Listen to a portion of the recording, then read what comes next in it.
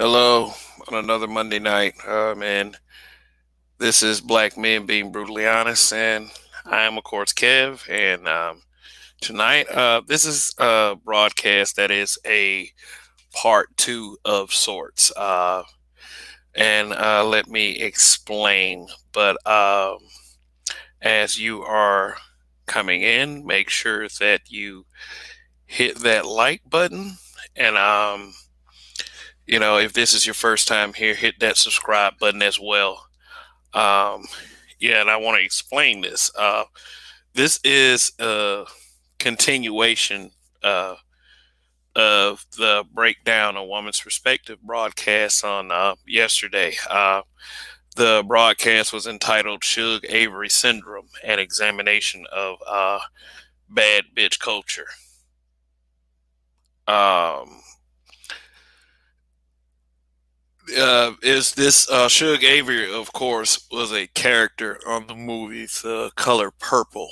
So what we decided to do as habitual line steppers is we're going to do broadcast concurrent to that theme. I tonight am the part two of that broadcast. The Roger Report will be part three tomorrow morning, and YAS4W will be part four on Wednesday. So, just trying something a little interesting here to, give you perspective. And this will also be a review of Swords. Not really a review. I mean, this movie has had 36 years to marinate. Um, and yes, but we will be doing a nostalgic review on the Black Dimension, maybe this week or next week. Um, but here's what I want to share with you guys about the movie The Color Purple. Growing up, I never watched this movie all the way through, from beginning to end. Uh, Maybe a collective of bits and pieces equal to 20-25 minutes of a 2.5 hour film. Um, Movie came out in 1985. And I have somewhat of a different perspective on it. I know it's enraging to uh, black men in this uh, particular day and time, and it really is should be. What I'm wondering is, I was 9 years old when this movie came out. Either I just don't remember it, or recall, but my one of my biggest questions is why weren't black men adamant about their disdain for this film back in 1985? I don't remember anything of sorts. I remember a bunch of people always telling jokes about it, quoting lines from the film. I mean, we really joke about this. This movie is horrible, to say the least. I'm not going to even sugarcoat it. Yes, black men should be upset about this film. Uh, I what from what I was told of the film as in recent years, there's is a film that's not good for black men, and once and I did something I've never done before today. Like I said, I sat and watched the film from beginning to end, for the first time ever in my life through the eyes of Kev, who runs this YouTube channel, Black Men Being Brutally Honest. And I have sort of a controversial kind of look at this film. Let me share. Let me bring up a visual aid. Just bear with me one moment. As I'm saying, as you're walking in, go ahead and hit that like button. Uh, hey, you know what? Even if you're a content creator with a community tab, uh, why don't you, no, share? I say this is probably going to be an interesting broadcast, because black men really deserve to speak about this film. It's it because like it or not, this film really costed the culture a great deal. And this is something that we need to start admitting. Well, so before I put this visual up, let me see who's in the chat. Okay. Yeah, we got some people in chat. You know what, Donnie, since you're already there, I mean, if you can jump up, yeah, we can go ahead and get this party started. Like I said, this is a movie that um, black men deserve to have a discussion about. And the Roger Report, you know how he is. This is is going to be a great show tomorrow as well. But tonight, yeah, we about to do this. So anyway, let me. Oh, there we go. Um, so the breakdown yesterday in the part one of this habitual line stepper series, and by the way, long live the habitual line steppers. They covered Suge Avery. Just a examination of bad bitch culture and how that paralleled with Suge Avery. Mister, mm, I'm not going to roll with the existence of a Mister culture. Um, there was not much I can pull from this film, uh, as far as a positive black male figure. There was none in existence in this film. None. And I looked, and I tried to give the film at some point a benefit of a doubt, but it just was not happening. um, yeah, but tonight we're gonna focus on the Mister effect, because when I was done watching this film, um, I was like, okay, so this is how they feel about us. Alice Walker could have wrote this film any way she wanted to write it, but she wrote the film with black men as the bad guy. It was just a big black men ain't shit bonanza. So, okay, Mister portrayed by Danny Glover. All right, Mister is more of a shaming narrative that is used uh, against various guys on social media who tell the truth. Uh, let me see. The submission narrative, I would say. The idea of submission being slavery for black women derives directly from the character Mister. Like, if you are, like, for some reason, if you are domestic in a relationship or marriage, sentencing you are sentencing yourself to a life of servitude and slavery, uh, by some form of chance, um, which is not what I don't see any black men in the modern day looking for. I mean, I don't know of any black man, and I would not want to know of any black man that is a Mister archetype. I mean, that wouldn't fly in 2021 anyway. It just wouldn't. Um, but most black men who I would say speak in disagreement with the collective of the black feminist mindset, we are viewed as Mister. If we say we like natural hair, we are viewed as Mister. If we say follow our lead, if the black man says it, we are viewed as Mister. Donnie cracked the joke earlier. If we ask a black woman to smile, we are viewed as Mister. Yeah, that's real shit. Mister Mister is just an excuse for a black woman to be resistant and rebellious against a black man, because she feels like if she shows you any kind of respect or reverence, then you will become Mister.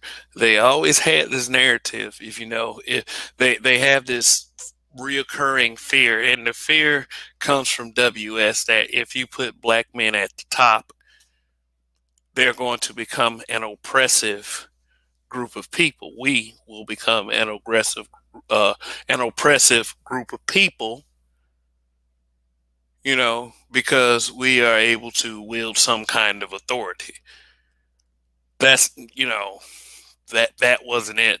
And I want people to understand is that this was a work of art, and I say art very loosely. This was a work of art.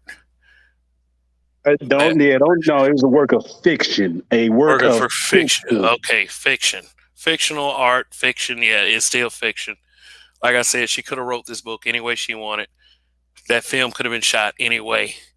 But and you don't have to make black men the bad guy. Imagine if there was a film like that that made all black women the bad guy. That film would have never got. They would have buried that film. They would have rubbed that film out of existence. it's just what it is. But yeah, um, the Mister Caricature is an excuse for uh, your modern day BW, your bitter one, who well, I would say they don't even have to be feminist. They could be like bitter baby mamas. This is why you have a lot of females that do this baby mama shit. They rather be baby mamas than wives because they have this WS fear that black men could make it to the top and become just like Mister. You would see a lot of historical. I mean, if you do your research, a lot of historical black women, they push this rhetoric.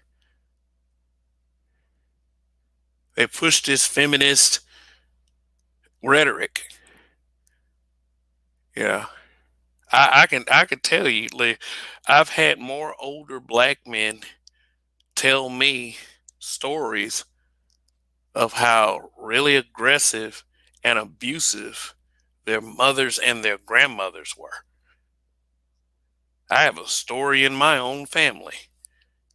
I don't want to, just it happened a while back. Okay, everybody who could see any embarrassment right now, this is dead. Okay, my granddaddy had a brother. Um, he, I guess he didn't come back before dark one night. So his mother, my great grandmother, who I never met because she died far years before I was born, decided to tie him to a tree and beat him. Once he got loose from that tree, he said goodbye to his brothers and sisters and ran off and was never seen again. So where are those narratives? Where are those narratives? I mean, it's a stain on my family. Yes, it is. It really is. I may have some family members out there that I don't even know about, but that's kind of regular with us. But it was it was a very bad time. Like, based on the years that the story was told in, it was a very bad time to tell that kind of story because black people were struggling together, even though that happened in my family. Like, black people were still struggling together. The men weren't perfect, but the women weren't perfect either. So why tell a story like that? Why tell a story that uh, had a constant display of, okay, the black men were either weak, violent, simps, or all three. Mister embodied everything negative that you saw in that film. and wasn't getting that respect like that either. I mean, shit, the woman he liked was calling him weak. That's exactly how a lot of these females right now want to be able to treat a man, like he's weak. And him running upstairs like a lap dog, acting all simpish, but allowing himself to be mistreated, talked down to.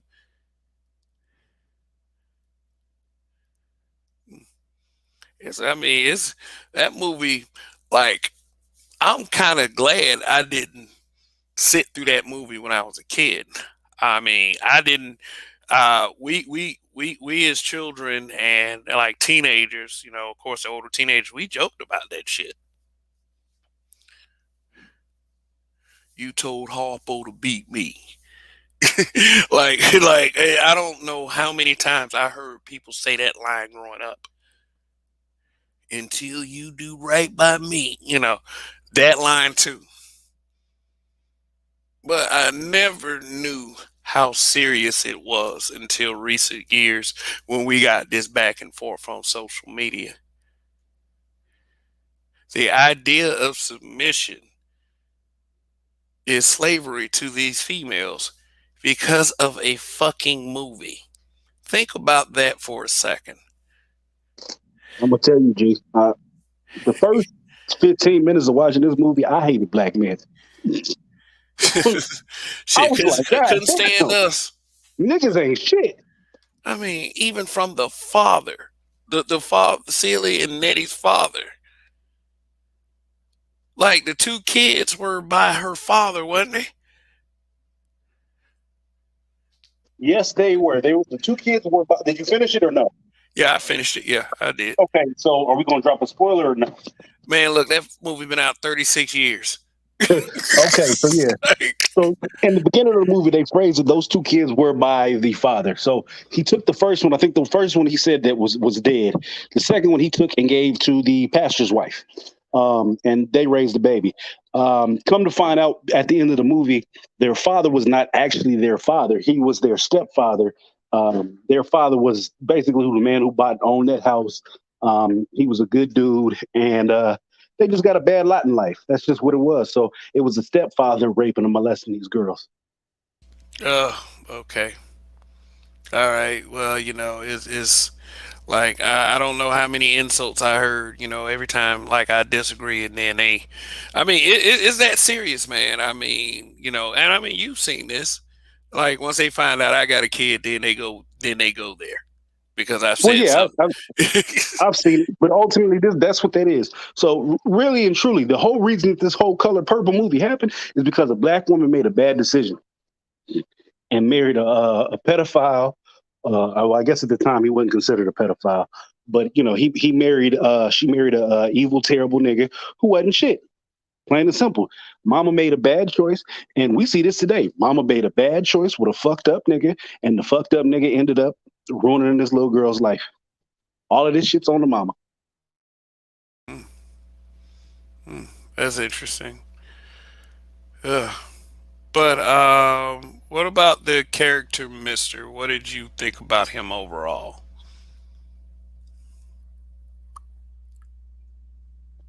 Mister was the number one top tier evil nigga of the TV show. Yeah. I could tell very much, and it's probably gonna sound like I was sympathizing, but he had a bad upbringing. They had the father come in, and the father played a role, and I'm not quite sure how the book. Hmm. Yeah. The father. But yeah, the father he basically had a fucked up role, and what he was doing was basically what his father was doing in order to try and make his father happy.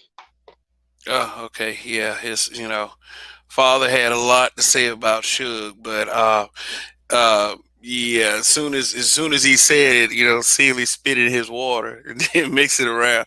So it was kind of like it was displaying this kind of girl code thing. Oh, like already that a lot of these, like, if no matter how bad a female is, these females will back each other up. I mean, Suge was a multiple time baby mama by different dudes, And Okay, so were all them kids Suge's kids? I couldn't figure out where the hell all them kids came from. yeah, you know when the father and Mister was on the porch talking, you hear that, and You know what? he was defending her. I was running back and forth. Okay, so Suge had a bunch of kids. Okay, so where did all them damn kids come from? That's what I wanted to know. Every time you seen them on the field, if Mister wasn't whooping her ass, it was a bunch of kids running around. Yeah, it was nuts. I'll tell you that. It was hard to keep up because I mean I'm still confused as to where like the two actual kids survived it. Like I mean, she did Nettie carry the kids to Africa and bring them up there? I mean, it seemed like their lives turned out pretty good. So Natty ended up running into the town. I did catch that one. She ended up running into the town, and she ran across the pastor and his wife. She ended up staying with them, and they took her to Africa. So when she went to Africa with Celie's kids, and the pastor's wife, ended up dying. So I guess she took over in the mother role. And I don't know if she was fucking the pastor or what. I don't know how that went. They didn't mention it, but the kids ended up well. They had African accents at the end, so they clearly was fine. Yeah, man. But I would say that this movie right here was pretty much on purpose, and everything that they wanted to say about a black man, they said it through Mister. Mister was a creep. He was a bully. He was rapey as fuck. And they picked. I felt like they picked Danny Glover for the role because they wanted to show a dark-skinned black male. Now, a dark-skinned black male is the black archetype. I mean, when you think of a black person, you're going to think of a brownish to dark-skinned person. So everything in this film was on purpose. But oh yeah, also he was every black man in this film, including Mister, was weak to white people. Like the cookies and the mailman scene. I was like, geez. I mean, he ran them cookies out with that big ass shit eating grin with that smile on his face. He's like, you told him he could keep the plate too. I mean, listen. Let me. My favorite part of the movie was when what's her name? Sophia knocked out that white man. Oprah's character. Oh yeah, she knocked out that white man because You, his wife was hugging on her kids and stuff, and she was basically telling her to back up, and he started fucking with her, and she just clocked him. Cracked that. He smacked her. So to your point, all the men in the movie was kissing white ass. Remember, right? Yeah. And then the strong black woman said, "No, the cracker, I ain't going for it." But the funniest thing out that whole scene, and I don't know if you noticed this, when she hit that white man, did you see the nigga she was there with, the boyfriend who was hitting her? Did you see him? Yeah, refresh me real quick. I might have bet. Homie disappeared. He bounced rock roll skated on that ass. He didn't even stick around to get the kids. That's how cold he was. Oh, you talking about the one that was sitting in Harpo's juke joint, like talking about I don't fight my woman's battles. Right. It's my job to look. So when this first happened, he was at the pump with the dude, like, "Hey, can you hurry this up?" And when she slugged, homie, pow. he ninja vanished on her ass. Lawrence Fishburne had to come and grab the kids. Which would you take them home? Take them home. Homie Not even Morpheus, man. Morpheus was simpy as fuck. Like, what was Danny Glover thinking when he read this script and signed on for this role? He was thinking, "Oh, they're gonna give me $100,000. I'm gonna get off for this. I'm gonna get off." I think they leaked the weapon money, but it'll work. Like, I don't know, why were black men silent back then? Why didn't they say anything? Why didn't they say, "Hey, this film's kind of fucked up. What's going on?" Well, you know what? I hope Black Uru, if you were out there, I hope you jump on to the show because I think he would be a great perspective. Another one would be BGS. I'm not quite sure if anybody else in the manosphere that regularly comes on the show is of that age group, but I really do want to hear because we was kids. I was a baby. So. I was 9 years old when this film came out. I was 9.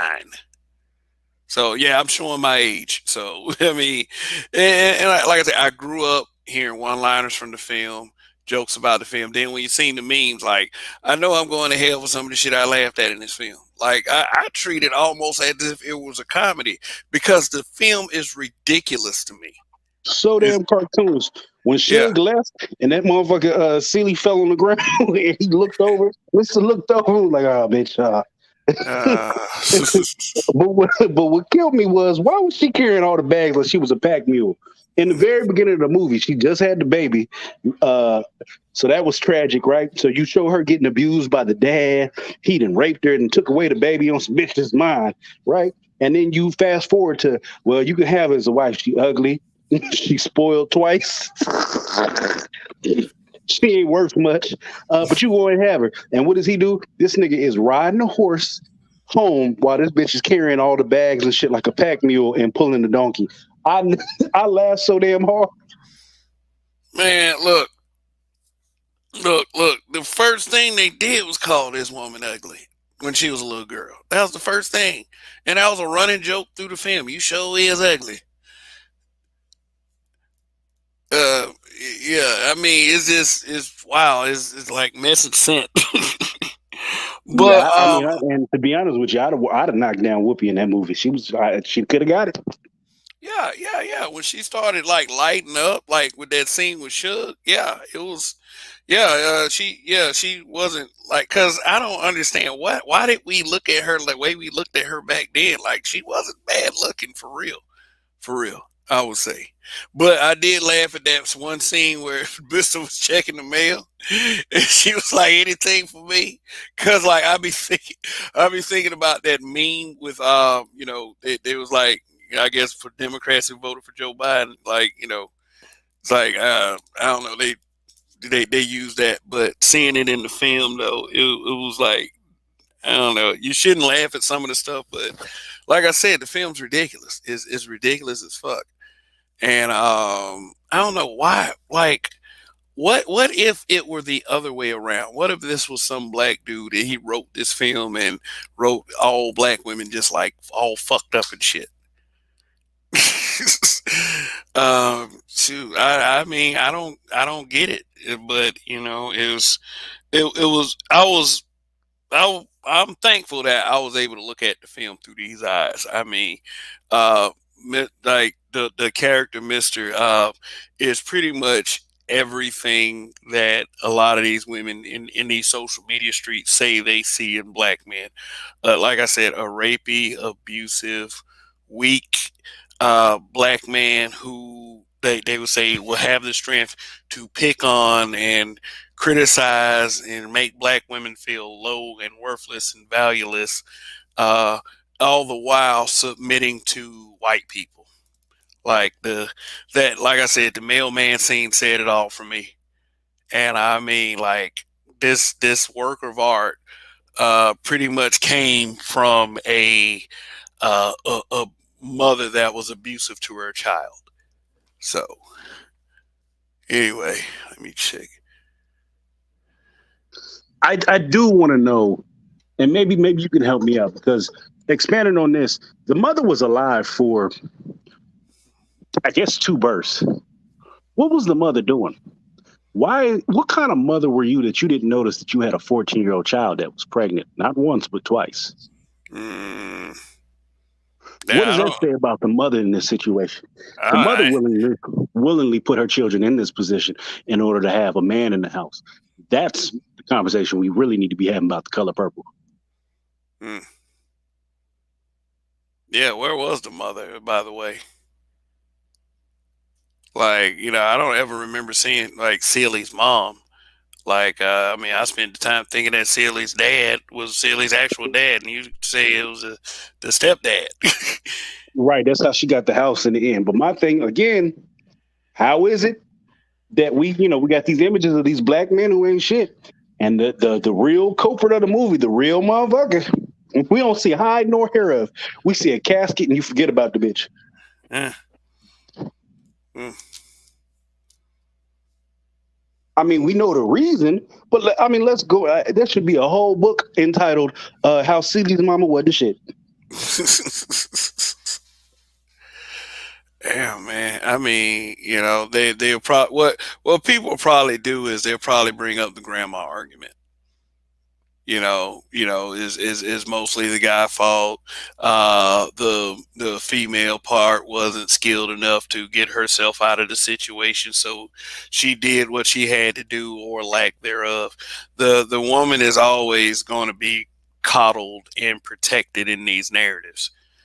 Yeah. Yeah, that's a tragic ass situation.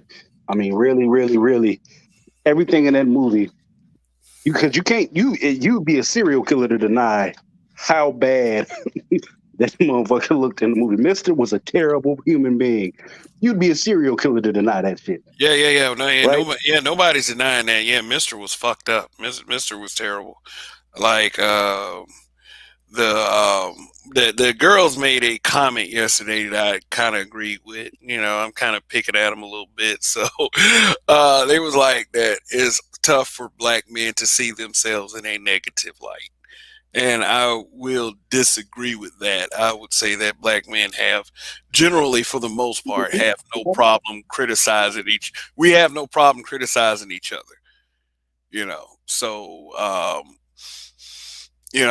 guess that was into ignore some aspects of the film, but No, we do this on a consistent basis. We talk about how there's a lot of ain't shit black men out here. There's some yeah, cookies and some red records, and we give yeah. you solutions on how to do it.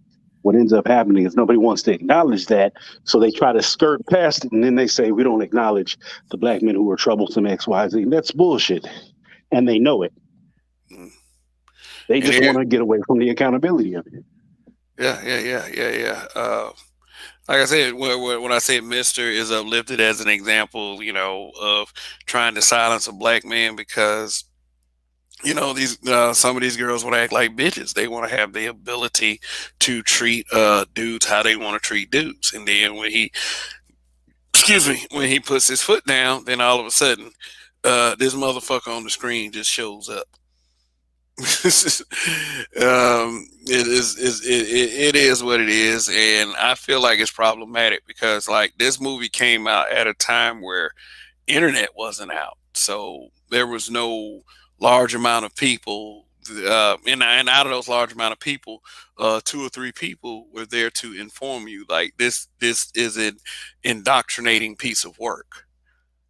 Like this movie definitely contributed to a culture shift for the worst. The breakdown of the traditional family, the relationship between the black man and the black woman. Now, me, I would say I wouldn't go for shit just because it came out in the media. You have to be careful with that stuff. You treat all this stuff like it. You take all this shit with a grain of salt. Well, that's just the way I am. I know others aren't like that. Some people let themselves get have external influences, but how, this movie and what really bothers me about this film was a hit. It was a hit. People love this film. Black women love this film. So if you're a black woman and you love this film, I have to question where your psyche is. I mean, I honestly do. It's uh, why would you like a film like this? Why would you why would you like a film that hurts everyone's views on your male counterpart? And for the most part, for the majority of brothers, we wouldn't let a film like that about the women's slot. Maybe not then anyway. Now we'll probably let it happen because of all the shit that we've seen and all the after effects of characters like Mister. And the one thing I did notice was when Mister finally did right by Celie, after she put Not that, yeah, when she put that little hoodoo on him, then he seemed like that he finally leveled off and was at peace. Which really signifies that the message that they were trying to send ultimately in the end through a guy like Mister, who was the first name to pop up on the credits of the film, by the way. So they wanted you to pay special attention to Danny Glover. The big message that they were trying to send throughout this entire film and through Danny Glover's character of Mister is that black men are powerless and are not worthy of your respect. And then, hey, you know what? That's on the people. That's on the people for accepting that garbage. I'm going to blame you guys because I didn't watch the film all the way through. And I wasn't on that feminist crap anyway. I've been red pill since I was like 10. It's like, no lie. I knew when I heard the words feminism, I completely, like, red flags started going up.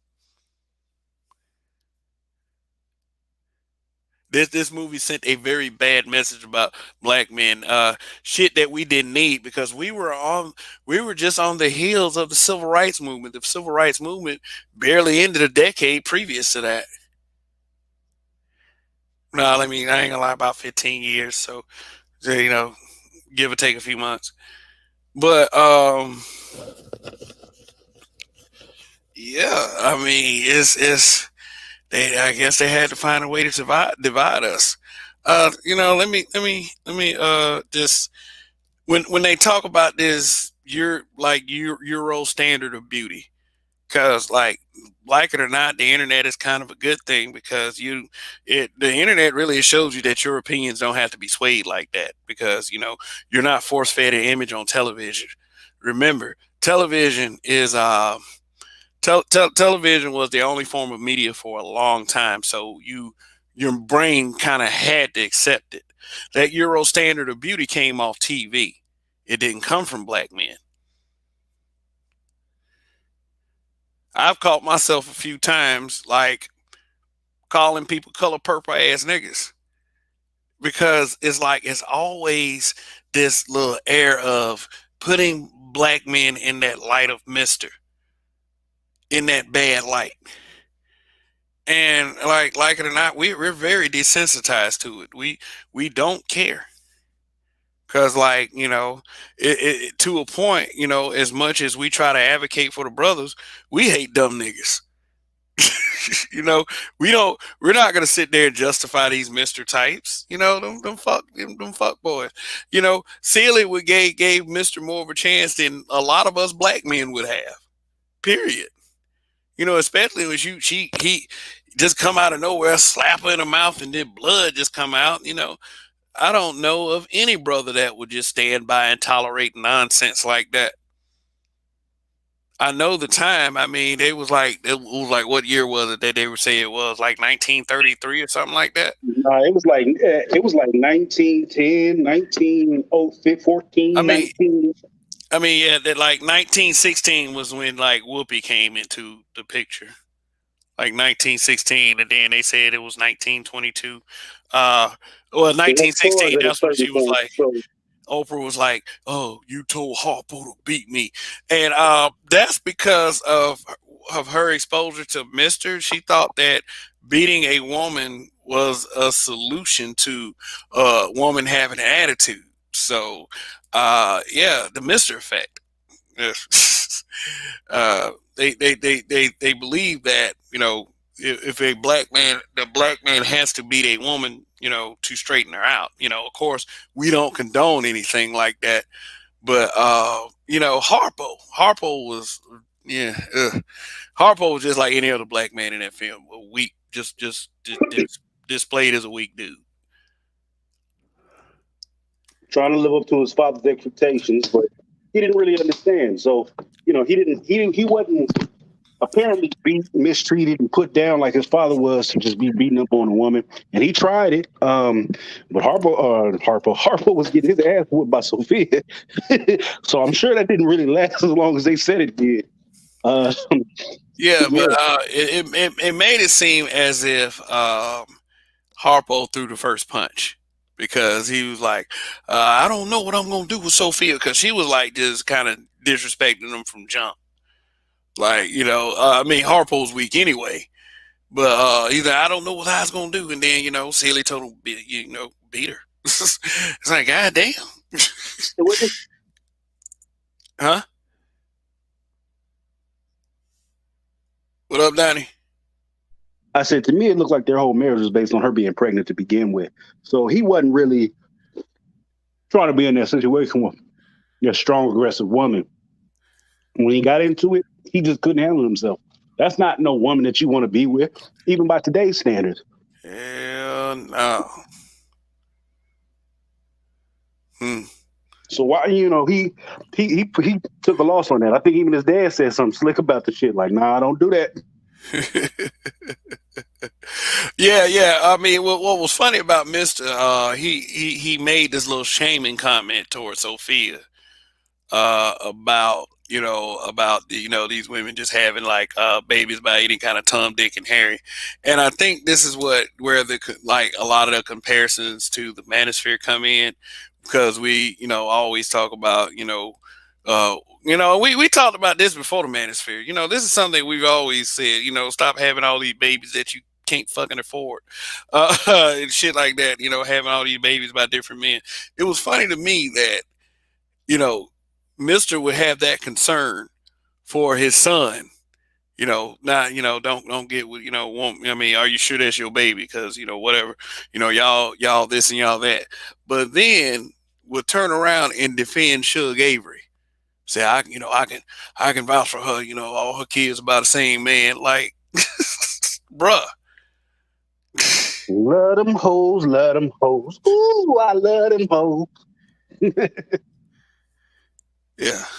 But the also devaluing, like this picture right here, when Celie decided finally, like, I'm finna leave your ass and live my life, forget you, and when she was insulting him, how everybody was reacting. Like, what I see is when your average everyday female starts to insult a dude, people will react just like that. They'll act like she just saying the most ethering, roasting shit ever. Like, it was almost like they were roasting each other. Like, he was just trying to be mean with that shit, because he pretty much lost the person that was quote unquote keeping everything up. The cooking and cleaning.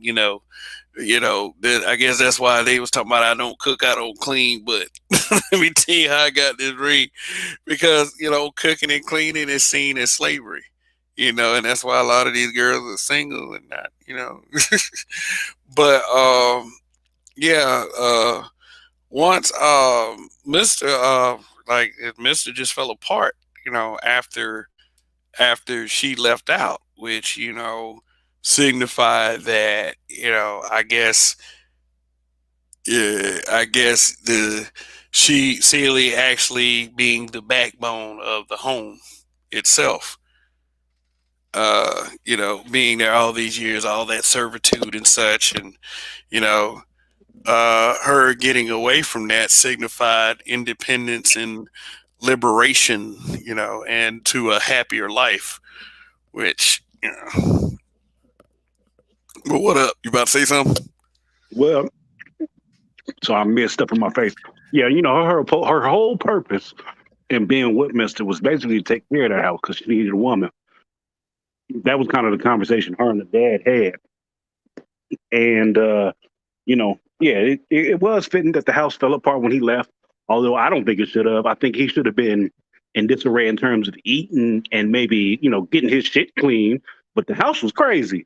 And, I know Celie wasn't in there, hammering the doors and all that shit together. So I don't know. I think it was just a seriously ridiculous interpretation of what happened when she left.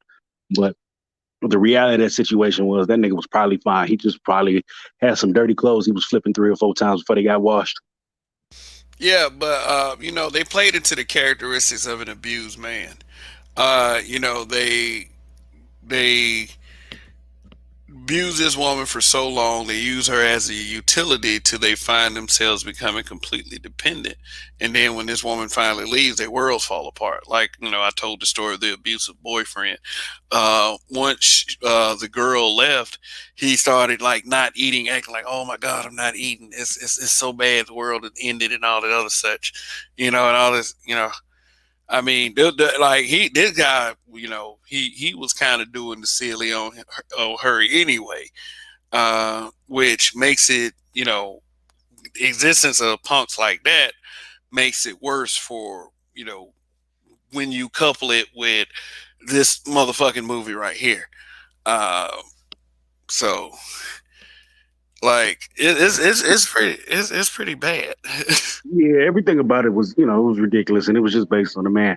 She got separated from her sister because Mister was trying to rape her, and she didn't want it to happen. Man, So what did he? yeah. I mean, yeah, that was a real creep move, Right? know. Rode the horse on her. Hey, we gonna dance. Oh, you gonna give me this, and then tried to drag her into the bushes. And when she rightfully defended herself, he kicked out and said, "You'll never talk to her again." He was the most grinchiest evil nigga that ever lived. Yeah, I mean, even if like he ultimately was the one that did reunite them. So I guess that means that we were just supposed to forgive that guy for everything that he did. I mean, it is. Well, I will say this: it's a work of fiction. Like clarify for me, it's a work of fiction because if you really sit back and look at Mister and all the characters, Seeley, Suge, all the characters in Color Purple, it just really did not make any sense. Like I said, this was a movie that was on purpose. They wanted to send that message about Mister. They want, like Alice Walker wanted you to understand, is that Mister is exactly what she thinks about black men. And by the way, did you notice at the end, Mister walked past them as they was hugging? Yeah, was very I thought that was very weird. Still, I said, did she forgive him? But she still fucking Mister on the side on a fucking horse. So what? Well, I guess what they were trying to do was some artistic shit. Well, the last time he rode by her in a horse, he was trying to do some bad shit. Now I come to full circle. He done did the best shit he ever did in his life by reuniting the sisters. So he rolled by in a good way, but just that was a quick thought. But actually, yeah, I'm tempted to go get the Cliff Notes because I'm sure that the book probably explains that she probably was fucking Mister. Her and Mister got back together. Yeah, it's like anything likely to happen with this film, man. It just, it was a messed up film. It was like Tyler Perry before Tyler Perry. Yeah, but yeah, there's just like, how did they use that running joke in the film though? Did they just want to establish the burden of the female in that time period, or is just some overtly, make women mad at the world kind of deal? I mean, this was the worst case of the worst case in that time period. Women just wasn't getting their ass whooped like that. It just wasn't fucking happening. The only thing I would say is accurate about that movie is when Sophia got jumped by them white folks, and after she punched that white man, and all the crackers came running out. Hey, what you doing? Yeah, that's now that was accurate. I would co-sign with that too. Now that was accurate. All these black men that was weak as fuck, oppressing the women and everything. You forget one thing about that time period. You forget that black people during that time, all of us were going through that white supremacy shit. This movie made it seem like it was just burdensome on black women, and black men just fell in line. Even Mister, who was the main evil Negro of the film, he even fell in line. You keep some cookies, boss. Yes, sir, master. I mean, Mr. Mailman. The cookie scene, this is wow. And notice the white man. He was one of them chiseled chin guys. He was looking like very, very. His stance was very straight form. It's like they got the model white guy that they could get. The whitest guy they could get to be this mailman. But you know that you know, Sophia, I knew she was going to come out on the short end of that. But then she didn't even come back to life until Celie went off on Mister. Yeah, Notice because that? yeah, I saw that. Oppressing a black man it brought her back from some of the stupid of the white man oppression. Oh, is there a nigga soul breaking? Oh, I feel refreshed. Shoot. Every black man in that film was broke. Like every time a black man showed up, I just did not expect good from him at all. Like the man that Suge married. Not like, the fuck are you doing? What would we call that guy in this day and age? Like, you know, first of all, let's go. Like she Russell Wilson. said on Russ. Like it was just not. And then like the way Mister and old boy was congregating, this dude cracked an egg over this dude's forehead. Like it was like some almost some like low key homoerotic shit going on. I mean, without actually going through showing the act. Let me tell you, because at first when I seen it, I was like, "Was this nigga pimp? What the fuck is going on here?" Because it like he had the shiny new car. How the fuck you get that shiny new car and the new threads and everything? You rolling up to these motherfuckers. What are you niggas doing? I swore he was a pimp. I said, okay, he got this bitch selling pussy. Yeah, because there wasn't no corporate black men back in them days, you know. Right. But then I want to point this out because this entire movie is about female accountability being just pushed off to the side. This bitch had multiple kids. It was 4 kids. Yeah, it was like 4 kids. You know, your boy Mister's turned super simp when he was around her. Where the fuck were the kids at? The kids, I think, were living with staying with other relatives. Like, you know. So she abandoned the kids to go out and hang out in the juke joints, kick it with Celie, bounce in and out of town. Apparently never visit them because we didn't see the motherfuckers ever embrace on the film with her kids. Yeah. And we just supposed to ignore that, huh? Yeah, and then that's why her preacher father could never look at her. Because, you know, she didn't completely hold out and went against the faith. Then, you know, remember he was okay, yeah, he was by I guess he was in the carriage or whatever. Or in the, like, was it a car or a carriage? I don't remember. But, you know, she was trying to get his attention. I'm married now. He kept going like, fuck that. He was like, you still a hoe. You still a hoe. I still got 2 of your grandbabies over here. You married, bitch, but you ain't picked up them kids yet.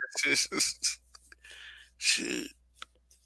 Then she gonna run into church singing, and everything okay. It would have been funny if he'd have stayed. Like, cause see, I wouldn't even have been surprised if he'd have turned his back on her then, because the way that black men were being depicted in this film. By that point, I kept waiting for the little girl who was in there, who was the lead singer, the little girl, because she looked like she was about 16. I kept waiting for her to be like, "Mama, you bitch, you back? Where you been?" I'm telling you, I'm not going to read the book because I don't have the girl in the choir. So the girl in the choir was one of she was one of Suge's daughters. Like one I don't know, but she could have been. Because I mean, it kind of did look like her. I mean, I know actor and shit, you know, but I mean, it did kind of look like her. All right, could have been that. That's why I said I'm gonna go read the cliff notes and I'm gonna go check because I feel like this book said, you know what, maybe the book was a little bit more balanced, but they was like, you know what, fuck that. We keep talking about black women. Let's pull this out. Let's pull this out. Let's pull this shit out. Ooh, let's pull this shit out. Because somebody had who had the dirty woman's disease in the movie. It was he was talking about Suge. Okay, yeah. So he got a nasty woman's disease. Did the bitch have STD? Shoot, I guess. I mean, she was laid up in that bed for a couple of days, unless she was like hungover. This is 1900s. Did the bitch, was she a syphilitic? Yeah, right. Yeah, that's about right. Syphilitic.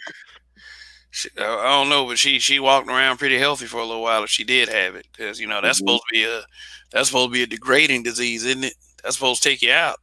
Syphilis will make you crazy. So I think they had who was the gangster? Al Capone. Al Capone had it, and that nigga went absolutely bonkers. So it would have made her crazy later on in years.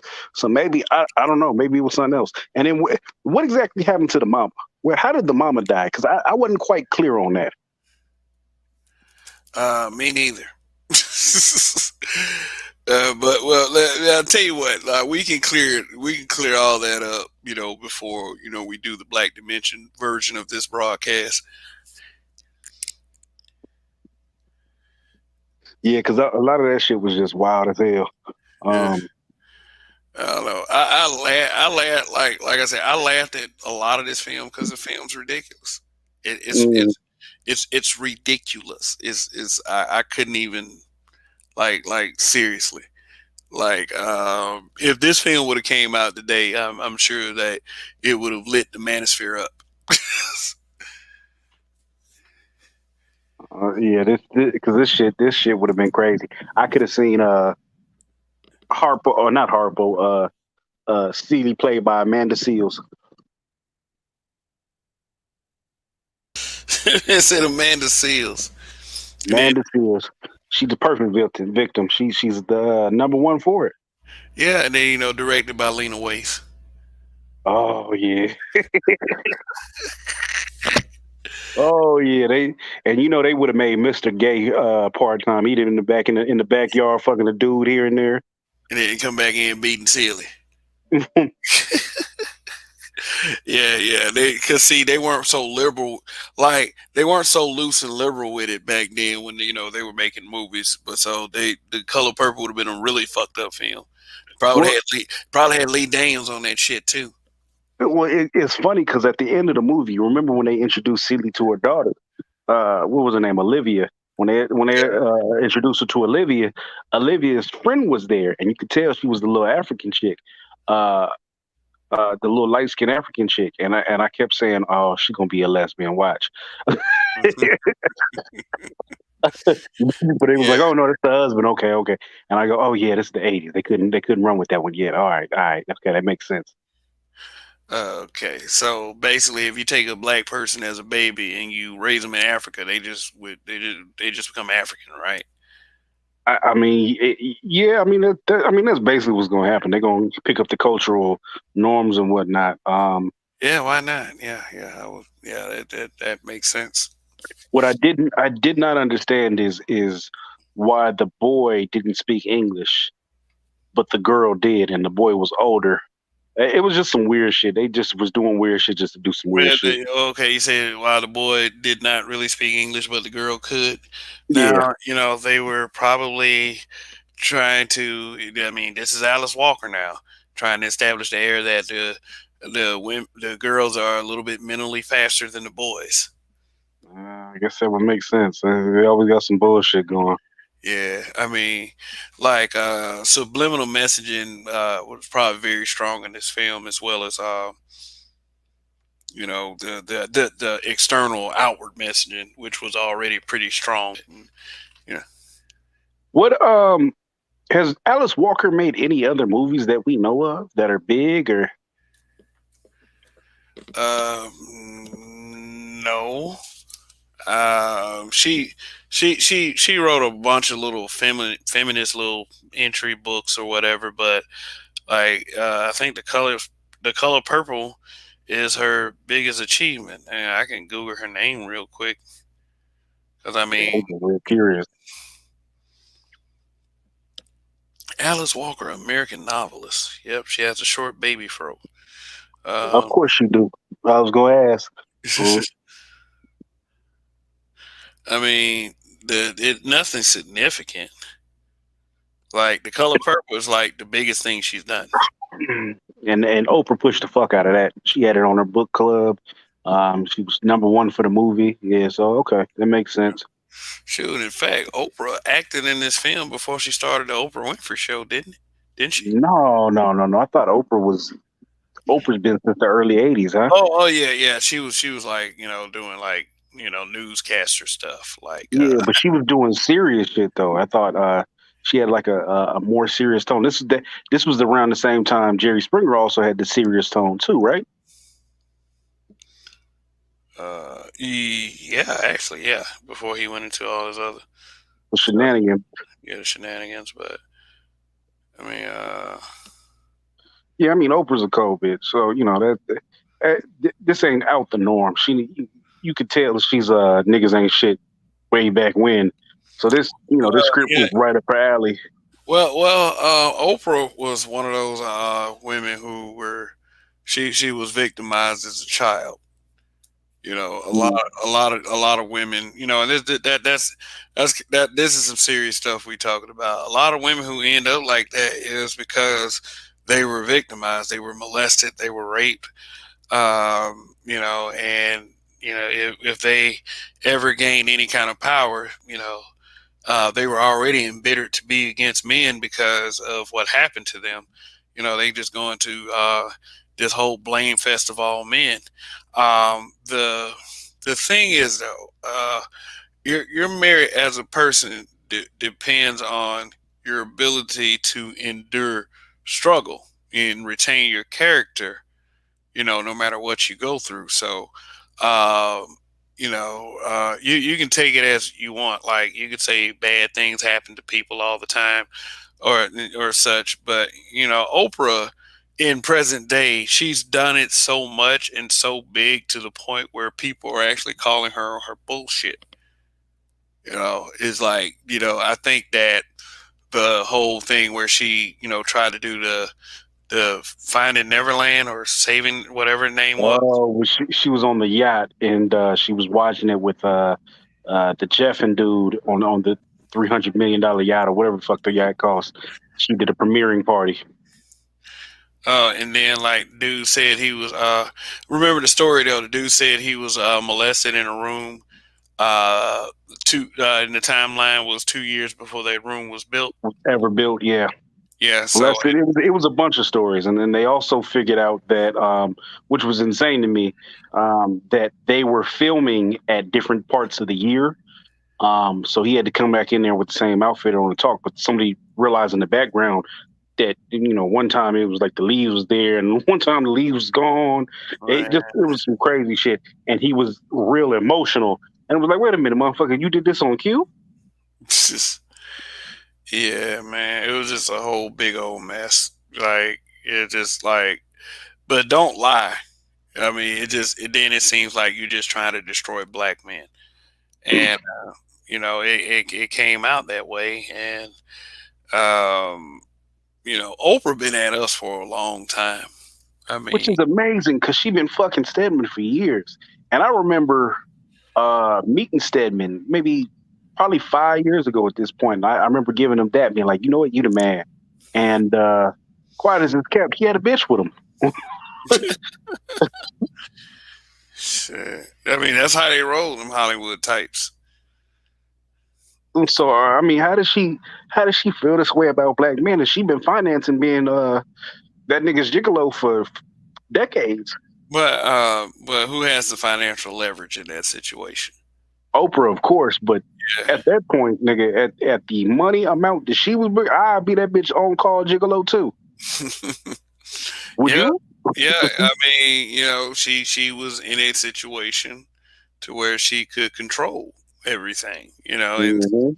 and Stedman was that guy. It's a fact. It's a fact. It's a fact. Yeah. Well, let me get some shout outs in this chat, you know. Let me see. Let me go on up here. Scroll. Scroll, scroll, scroll, scroll, scroll, scroll. All right. Abe Griggs, he was the first one here.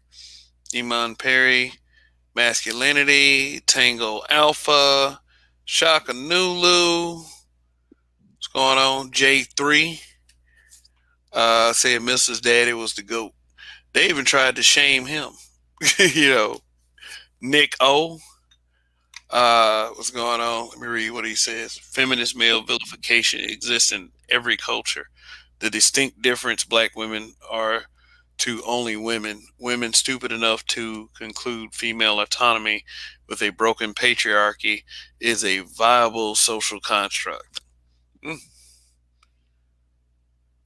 Mhm. J3 RIP Adolph Caesar, the actor who played Mistress Dad. Benjamin D'Souza. He says he called it the color purple complex. Mm. Can see in red. What's going on? Joe's Joe said, Whoopi was never bad looking. I had a crush on her. Mm-hmm. Art New Style TV, what's going on? What's up? All right. Long live. Yeah, we got Alan Hancock in the building. Long live. Look what he said. Look what he said that I said to you earlier today. Long live the habitual line steppers? Nah, go down about 4 or 5.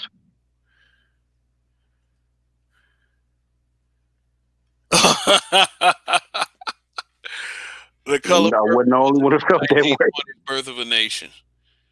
Yeah. Propaganda film, to even, the first people to do it with white folks, then the next one with black women. Unfortunately. Indigenous TV, what's going on? What up, Kev? I don't what they say about Mr. Danny Glover kicked the Predator's ass in Predator 2. I guess he meant I don't care what they say about Mr. Yeah. Nathan Theodore Francis, fully agree, even though Mr. had a home and resources to a degree, was ultimately an idiot and is what they championed. Yeah. Indigenous TV, the European standard of beauty was meant as a way for white women to match the type of woman white men were attracted to. It was never a universal standard for other races of women. Yeah, the argument is that, black men, because we want to see black women go to the gym more and wear their natural hair, is that somehow wanting the European standard of beauty. How dare you want a slim woman with her natural hair? Yeah, all kinky and such and sexy looking. How dare you? Carlton Banks 3. Mr. was right because that wasn't Harpo Baby.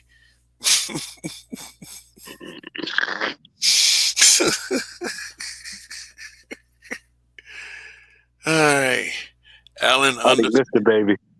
Alan _ stranger says a movie did come out that was a black female equivalent, but it wasn't viewed as such. Precious. You've been looking at my man, bitch. You've been looking at my man, bitch. Yeah, and oddly enough, that was a movie by Lee Daniels. It was like, I argue it's a caricature, but both the weight and lack of focus of the mother on her child's education is definitely representative of the stats. That must have been in reference to something one of us said earlier. R. Robinson, 87, what's going on? And black men being brutally honest. What about Beloved Red Heart? The Beloved Red Heart. LMAO. Indigenous TV. 80s and 90s, Hollywood went out of their way to portray black men a certain way. Mr. from The Color Purple, Lawrence Fishburne, and What's Love Got to Do with It? Forrest Whitaker and Jason's Lyric. Yeah, we know and we understand that there is that's what's actually going on, and what's going on today is even more egregious. It's pretty. Let me put it to you this way: everything you see on TV now is if you see it as a black man, is either a tokenized character, or he's weak, or he's alphabet. And weak is subjective. It could be something like quiet. It could be something like docile, not really assertive, but it's not. Black men aren't depicted strong. This is why I encourage people to support creators that can control our narrative and make us look better, because we've been letting shit like this go on forever. Like they control the narrative for us, and every time we hand them the narrative, what they do with it, we can't trust them at all.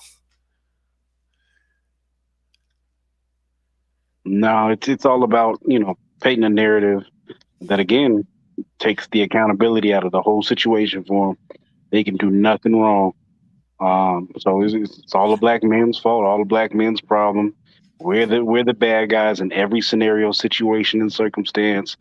Um, it's really just tiresome at this point, but it's expected. Yeah. DJ B-side 1965. What's going on? Says Margaret Avery was a guest at my college for a homecoming event in 1985. I remember some heavily religious people in the audience giving Avery hell for that lesbian scene in The Color Purple. LOL. That's right. They was in the Scissor Gang at that point, huh? Oh yeah, because I guess because what both of them got put through as far as them being women, and is let me put it to you like this without putting a group of people on the spot. Do you know that a lot of females that are very hateful toward black men are lesbians? I mean, it makes sense. They have this deep disdain for black men in a lot of matters. I've had a couple lesbians try to fight me, and it's funny because I'm almost 6'2", so uh, me being 6'1", staring at a chick who's 5'3" in a polo with her hair braided back trying to fight me is the funniest shit ever. But I've had it happen on a couple of occasions, all because the girl that they trying to date or talk to is looking my direction like, bitch, are you for real? Yeah, Ron a busy Ibiziaco.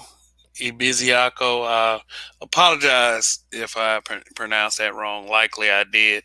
I guess he's offering a slight rebuttal. He said, but Eddie Murphy, Will Smith, and Denzel Washington portrayed black men in a positive light in the 80s and 90s. With brevity, nothing serious. Yeah. Eddie Murphy was a comedian. He was, he was a lot of his roles, even with 48 Hours in Beverly Hills Cop, which were his more serious roles back then. They were still comedy roles.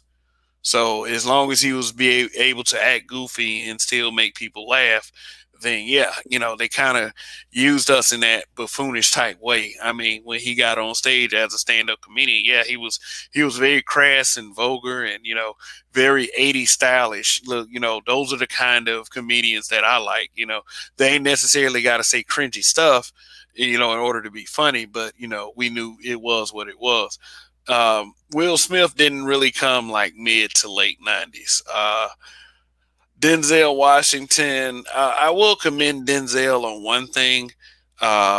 He did not, like, his first role was actually supposed to be a superhero role, but he turned it down, and because he turned it down, it opened the door for him to do Cry Freedom, which really set the tone for his career.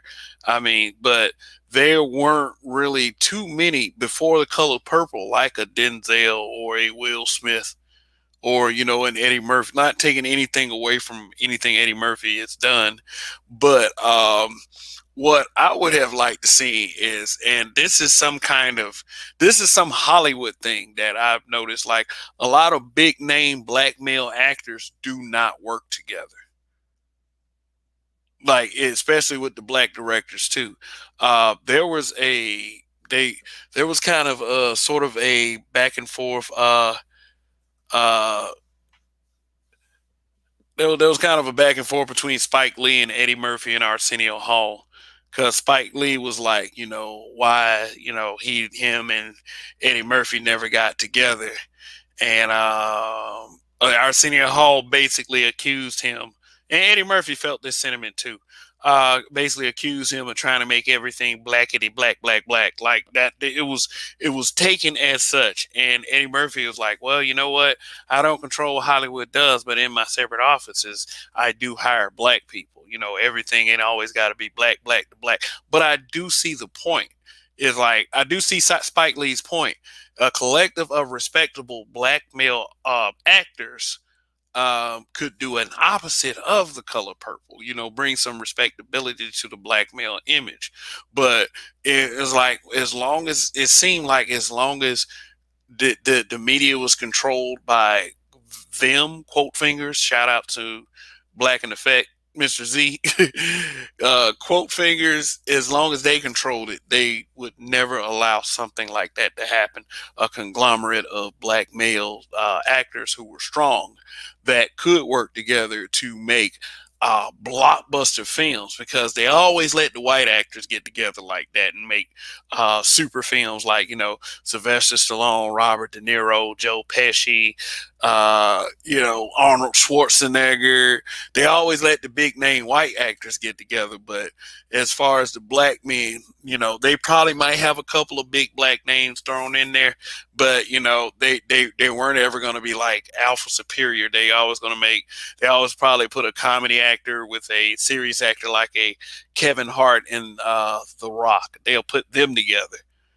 But you won't see some shit like I would say a Will Smith versus The Rock. If James Gunn could bring together, Idris Elba's Bloodsport and Will Smith's Deadshot in a Suicide Squad sequel, if he could do that, I would be fucking shocked. Seriously, it's like it's a Hollywood thing. It's not like like I say, it's not like you're ever going to see something like that. What they will do, however, is get a collective of black men together to play these little negative roles, like, not so big names, but still have a extreme cultural impact, such as a Menace to Society, where you got, notable hood niggas causing a ruckus. But yeah, I would love to see a respect, like still you had Harlem Nights that had a conglomerate of black actors, but they were comedy actors. Like I would really, really like to see like big name award winning black actors get together and bring some respectability to the name of the black man. But I don't feel like that's ever going to happen.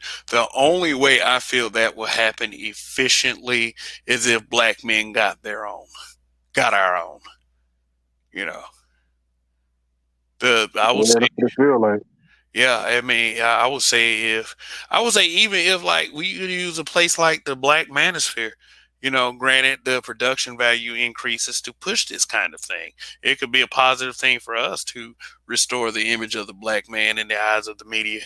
The original Car Wash, yeah, it had Bill Duke, Richard Pryor. Car Wash was kind of teetering on black exploitation rather. And don't get me wrong, black exploitation saved Hollywood. It did. It's just black people got that kind of, we got that kind of flavor. Our cultural impact is so potent to the point where, it saved Hollywood. So I feel like, yeah, Hollywood and the media did realize that, Hollywood and the media did realize that, hey, you know what? We can do some real damage if we wanted to. So let's see. R. Robinson 87. Let me see what he said. Why do Hollywood try to portray regular black men to do gay roles? Shit was weird. So Yeah.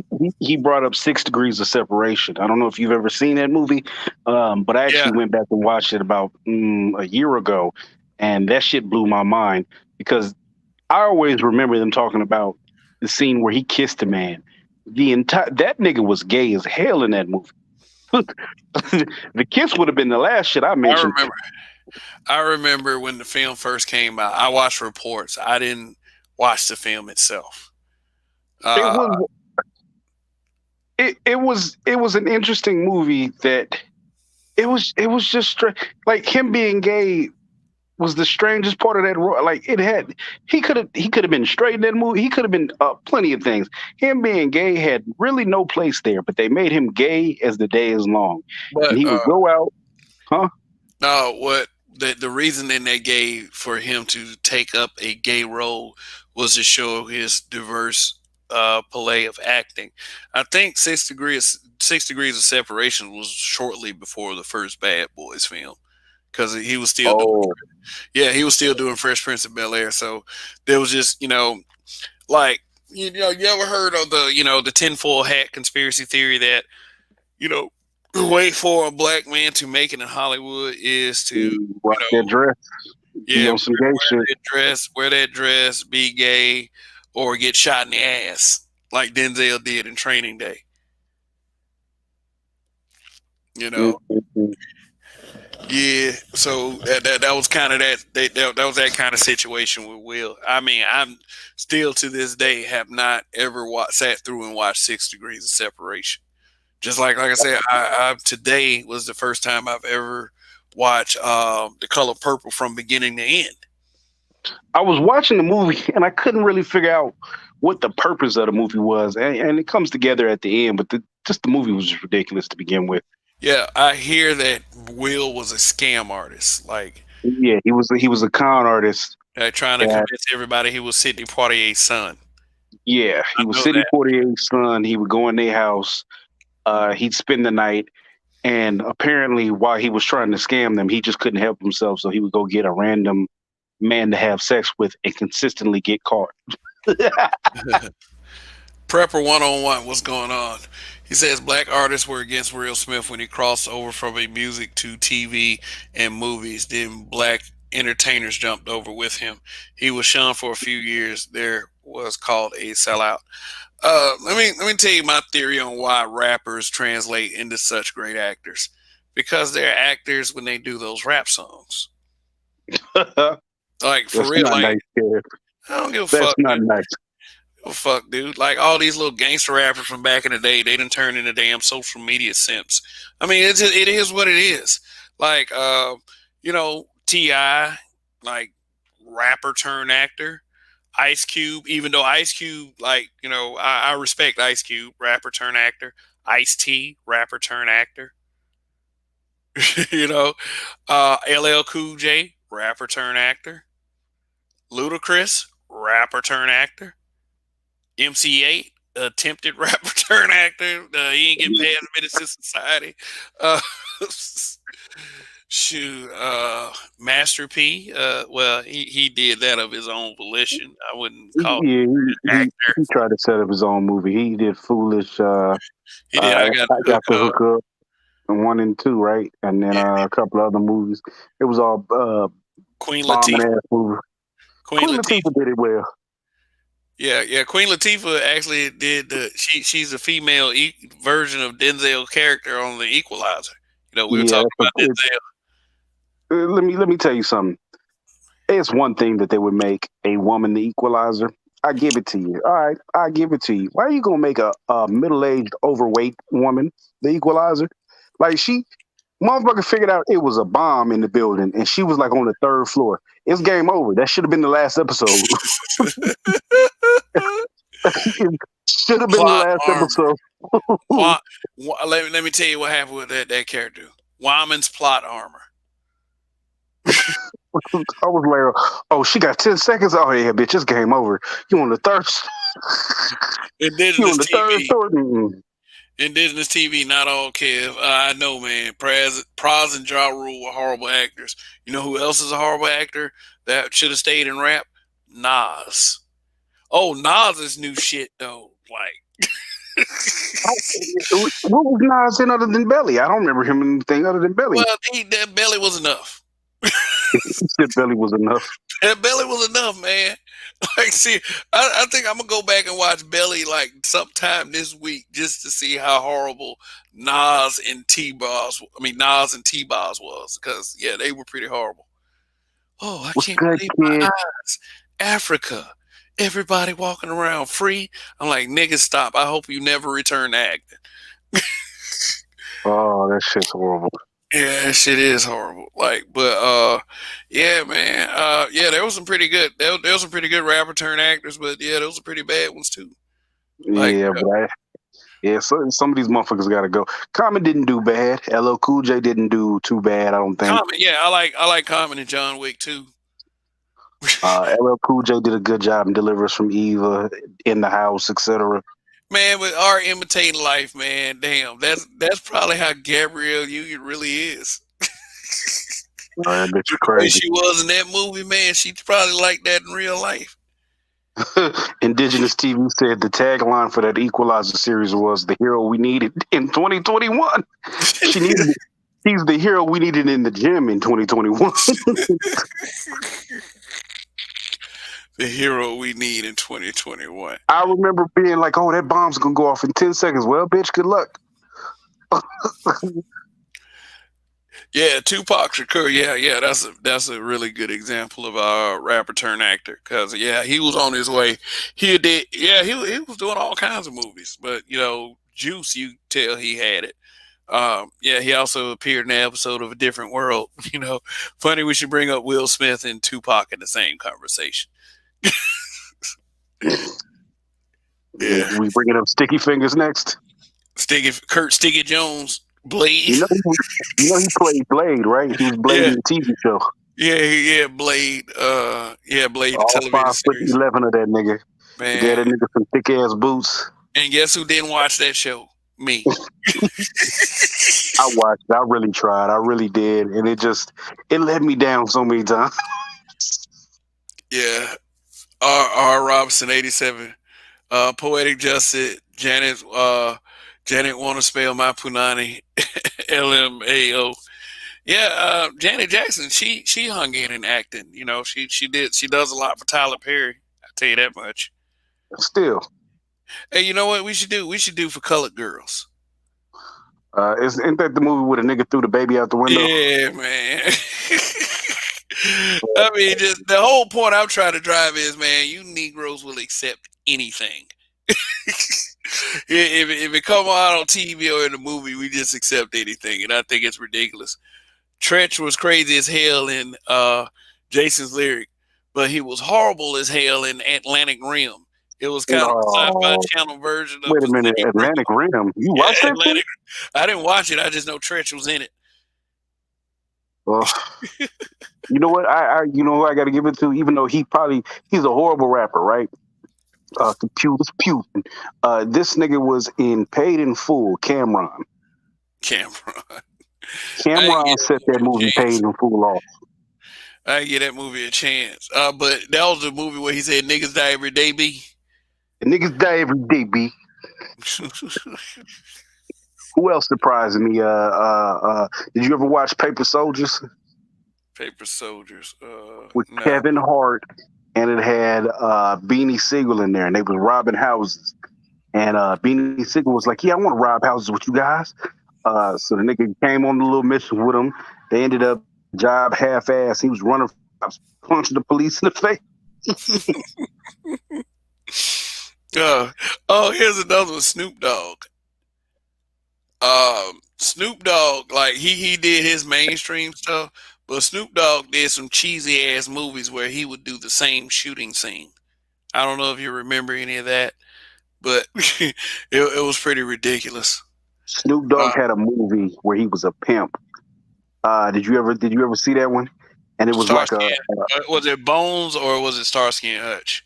Nah, so this was not mainstream. This was one of those you really had to get it from the bodega or the little Arab store around the corner. That's really you was getting this movie. This was a hood plug, right? So it was like a music video, and he was broke, he was struggling, and he ended up staying in a hotel and became a pimp overnight, fucking with some chick.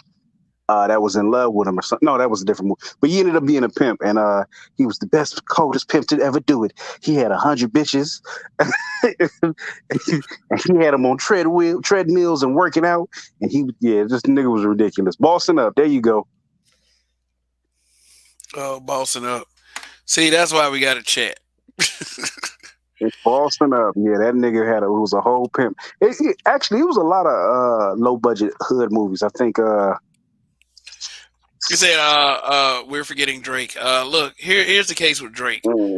Drake is an actor turned rapper. You know, I He don't wasn't that know. great in Degrassi. When that nigga was in the Yeah, wheelchair, yeah, I was tired of him. yeah. Like you know, I don't know if he did any rap albums before Degrassi, but I seriously fucking doubt it. But yeah, Drake is an actor turned rapper. But all of it. The point I was trying to make is all of it's acting. All of it. Yeah. You know, if I ever run into one of these so-called quote unquote hardcore rappers in the street, you know, it probably is gonna, like, in order for me to take him serious as a hardcore person, it's probably gonna have to be Kevin Gates, and even that guy's nuts. Kevin Gates is out his rabbit ass mind. Yeah, Okay. Jaquan was right. He worked in the grocery store bagging the groceries, and then he bagged the bitch. yeah. Yeah, it was a lot of these movies. Let me think. There was a movie with Mac 10. Mac 10 had a movie where he was a pimp. What was the name of that movie? Who knows it? It wasn't called Steady Mobbing. It was some shit like that. No, it was. I can't remember what it was.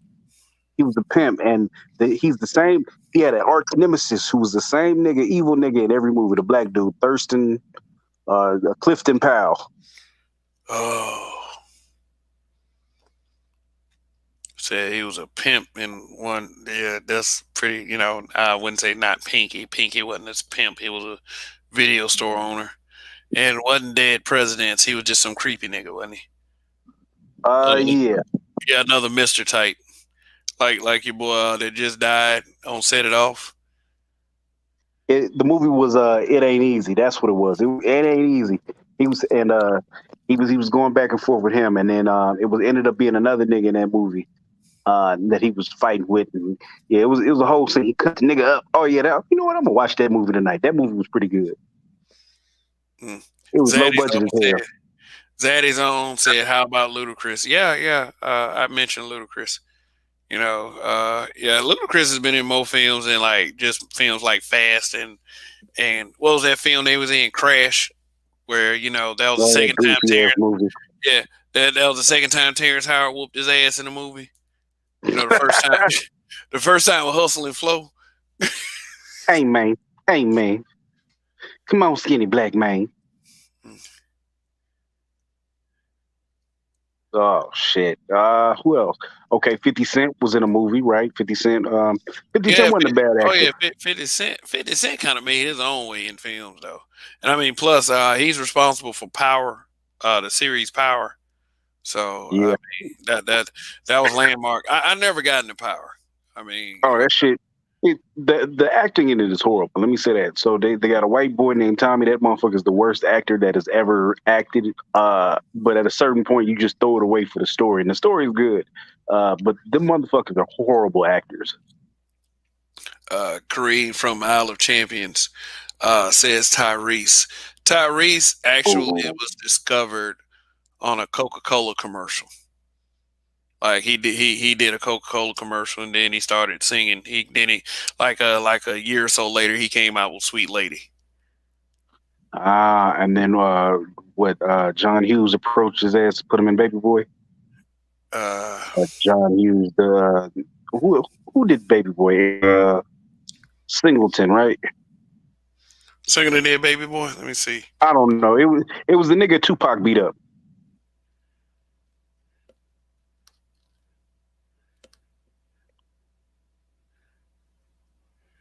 Yeah. You ain't talking about John Singleton, are you? Yeah, John Singleton. Tupac beat that nigga up. Tupac beat up John Singleton. Yeah, you probably Google it. You probably can maybe Google it and find some of the story. I forgot most of it, but he caught him slipping at the mall or somewhere. Yeah. Prepper 101, Morgan Freeman and Samuel Jackson. Those guys are in a lot of shit. Shit, Morgan Freeman, yeah. Morgan Freeman getting on up there, though, man. You know, I'm checking on my boy. But Samuel Jackson is the most sought after, highest paid actor in Hollywood at the moment. Busta Rhymes. Busta Rhymes, Indigenous TV said Busta Rhymes, I can't believe Busta Rhymes was the main character in one of those Halloween sequels. He and Michael Myers had a damn fist fight. Oh, when he said trick or treat. motherfucker. No, yeah, Busta Rhymes was also in Higher Learning. Yeah, he was when he was skinny. Yeah. Ice Cube was in there, wasn't he? Ice Cube was in there. Oh yeah, Ice Cube. Yeah, Ice Cube. Yeah, Ice Cube. Larry Fishburne. Omar Epps. That's where the dude, the white Mike. What's his name? Michael Rappaport. Yeah, he was the school shooter.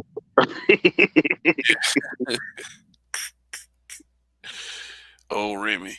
Yeah, let's see. Janet Jackson started on Good Times. Yeah, but she had that strong family name though. Tyra Banks. Yeah. Deja. Run down there. Run Biziaco said that Tupac was gay. A lot of people say that shit because he did that little milk bath shot with the gold between his legs, and they said they were supposed to be ritualistic or something like that. Listen, they say a lot of shit. Motherfuckers did a lot of gay shit back in the day. Was questionable. That nigga had on some weird outfits that was questionable. It was the fashion at the time. Just like I don't hear nobody talking about Ronald Isley being a homosexual. Yeah, them motherfuckers were wearing skin tight shit on stage. Yeah, but that wasn't even. But the point is, like, I've observed that. Yeah, that shit did look kind of sus, but like them guys used to get a load, like they used to get all kinds of pussy. But that's debatable with today's crowd. We're gonna talk about MC Hammer when this nigga had the speedo on and the pumps and the bumps. Pumps and the bumps. Yeah, I think he was going for shock value with that. Because that's what people paid attention to once he put that clip. Once he put the clip of that video on the Arsenio Hall show, then all the questions came.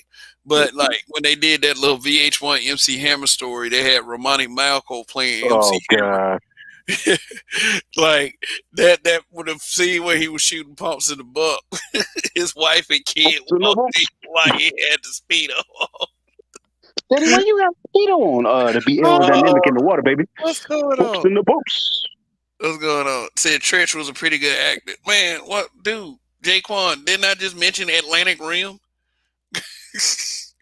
I mean, maybe he is a good actor, Let me scroll back up. Prepper 101. Yeah, you mentioned one of my favorite films, man. Ice-T Surviving the Game.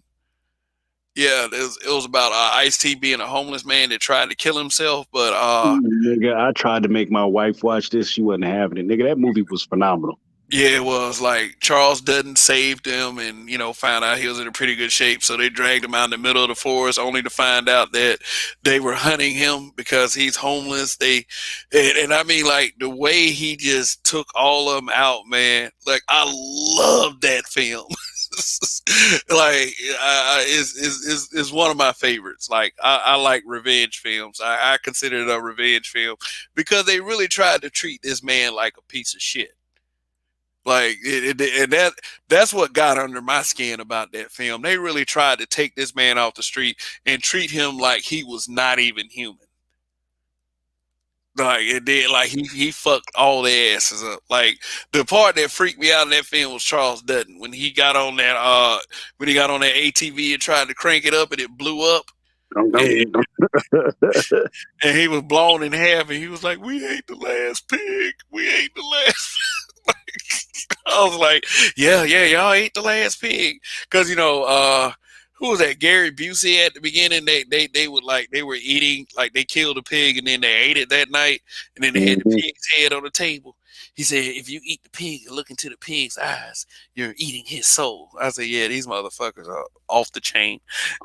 Crackers. Yeah. Zaddy Zone's a whole heathen for that shit. Yeah, I'm gonna scroll down and see what he talking about. But Karee, she brought up the Brandy. I guess Brandy being in Moesha. Yeah, she was also in the sequel to I Know What You Did Last Summer as well. Well, shit, we talking about Brandy, nigga. Let's see. Let me say Vanilla Ice. Go Ninja, go Ninja, go. Yeah, that was the most memorable part of the film, and I don't understand why. Cause it's like I knew Vanilla Ice was gonna go out worse than MC Hammer. You know, once Hammer went down, I knew Vanilla Ice was next. And then when I heard the whole incident with Suge Knight, Oh, the nigga out the window. hung him out the window and made him sign over the rights to Ice Ice Baby. Gary Busey. Yeah, Gary Busey was in Surviving the Game. If that's who you're talking about, D. Scott. Yeah, Gary Busey was the first one that was killed. Yeah, it was. By the way, Gary. did you know Bruce Willis had a song? He had a song. Yeah, he had like a Billboard chart top 10. What? I can't make this shit up. Oh, shit. Bruce Willis top 10 hit. Let me see. Bruce Willis song. Respect yourself. It's like a blues type song or some shit. You know, my cousin was talking about it yesterday, and I was like, "Get the fuck out of here!" No, for real, it was a hit. He said, "Through the power of cocaine, anybody could make a song back in the day." Yeah, Respect Yourself. Return of Bruno, 1987. Yep, that's accurate. Yeah, Kelly Rowland. Yeah. Kelly Rowland got stabbed up by Freddy Krueger. He said he liked dark meat. No. What happened to Kelly Rowland in that film was Kelly Rowland started to insult Freddy, and then Freddy pointed, and Jason whacked her with the machete, and she flew across and, died or whatever. That's what happened in that film. Because she was really fucking with him about the sweater. I remember that scene. Cool Mo D during the Christmas rapping. Man, come on, man. Yeah. Ashanti. Ashanti was in Coach Carter.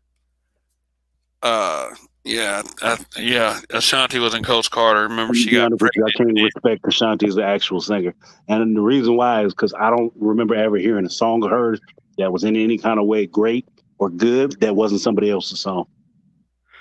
Yeah. Trespass was a good movie. Ice-T, Ice Cube, Stoney Jackson. Stoney Jackson was somebody that fizzled out pretty quick. I mean, I'll tell you this. I did not like Stoney Jackson in 227. They had Stoney Jackson and his white friend. I mean, I hated like his white friend in that in that show 10 times worse than I hated Stoney Jackson. I mean, I don't know what happened to him. Maybe he decided not to do one of them Hollywood crossover rituals, but he was blacklisted really quickly, and it was kind of funny because they had just given him this show called Blackjack Savage. Basically, he was Stoney Jackson was playing the ghost of a pirate, and I guess he wasn't supposed to be. Nigga, what? No, for real. Like look up Blackjack Savage. Like it was some kind of black pirate that Sir, you got screen sharing capabilities. Let's do it. Blackjack Savage. Let's look that shit up. And then it's like Jaquan talking about Full Force and House Party. Let's see, I smell pussy. Black Savage. Oh, it came up in Google. Yeah. Oh, okay. Yeah. There we go. Hold on. Let me screen share real quick.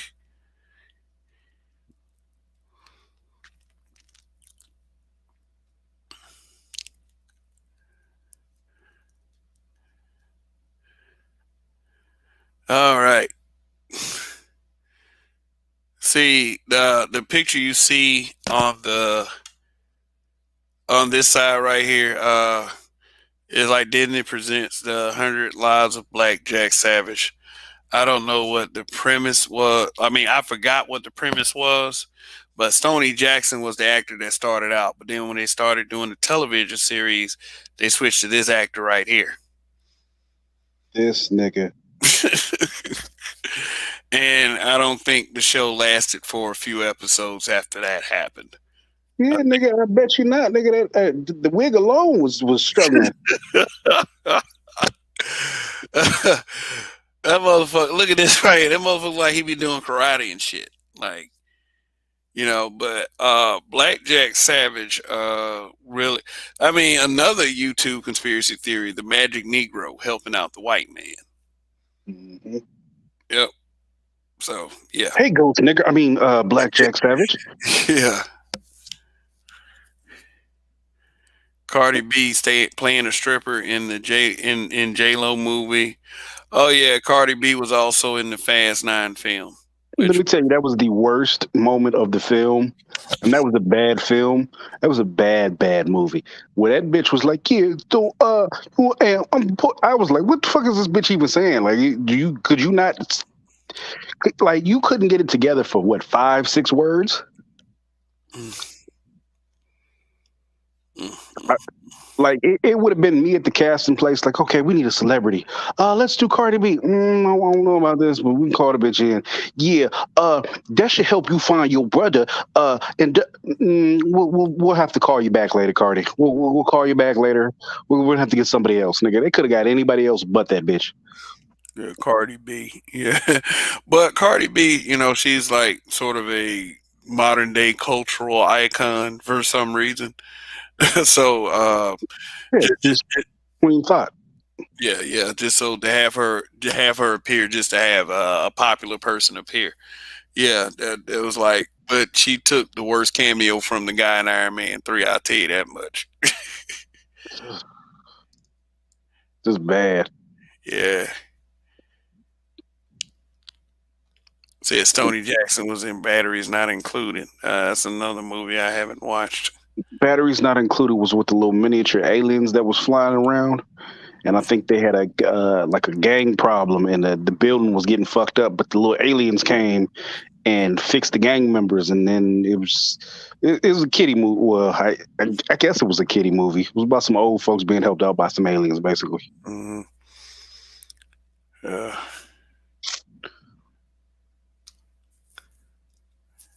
A bunch of shit. Yeah. Yeah, but anyway, how long we been going, man? About hour 50. Hour 50. Yeah, man. We just can't. We got off into a little conversation, which was great. But back to the original premise is that the reason why I would ever have wanted to, like, okay, we said that the breakdown was part one, and the breakdown, they did a pretty good job with it. Sister, shout out to Sister George, our habitual line stepper brother. I mean, oh shit, sorry, sister. Oh, yeah, that was a horrible mistake. My apologies. I heard her neck snapping at you from here. Motherfucker. But her and Concrete Rose, they did a good job covering Suge Avery, and I like their little the parallels that they presented, with that. So shout out to them. And this was sort of a part two. Part two, I decided to do Mister, and Mister basically being used for his archetype being weaponized to bring shame to black men and to have this negative stereotype that plagues us so badly that it's actually caused damage in the black family home. Now, would you say that The Color Purple was a cultural catalyst in such? Yeah, I mean, like I said earlier, like I can't. I think it was Alan said earlier that this movie was Birth of a Nation for black men. Yeah, specifically black men, anyway. Yeah, the new Birth of a Nation. Yeah, this is and we're not talking about the Nate Parker joint either. Birth of a Nation. That was it came out in what, 1916, something like that. It was one of the first films, so it was the early 1900s for sure. Yeah, it might have been the first film, but yeah, go ahead. Yeah, it was a propaganda film, basically making black people, especially black men, into a boogeyman. If black men were somehow able to gain some type of, foothold in society, that they would carry out murderous, violent revenge on its former oppressor, the white person. The only they pushed the KKK as the saviors of the nation, basically the saviors of white people. They were the hero in the story, while black men were the bad guys.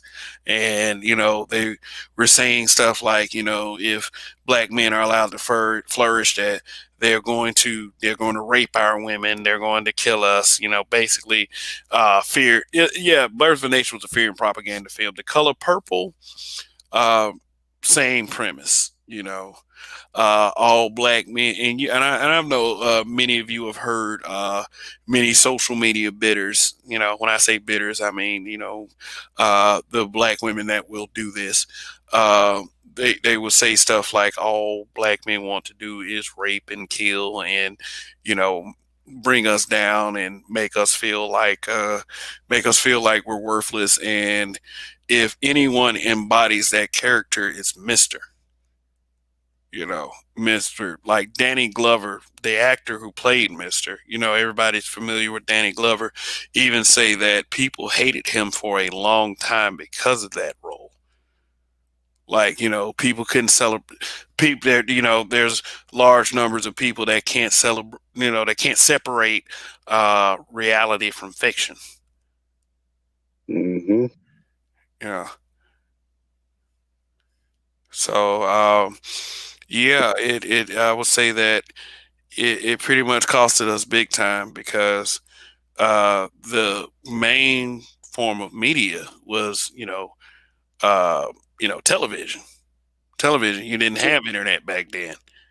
Whenever a movie came out, whenever a film came out in the theater, it was a big deal.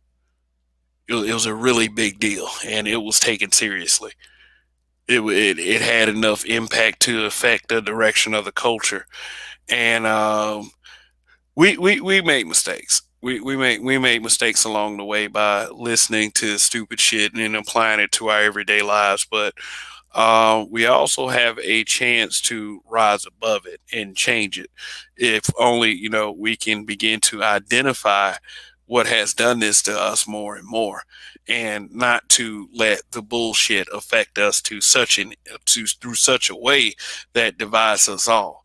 Now we do have those people, those social media influencers, those content creators that want to push narratives that go along with the Mr. archetype, and the narratives that are pushed in such media such as The Color Purple.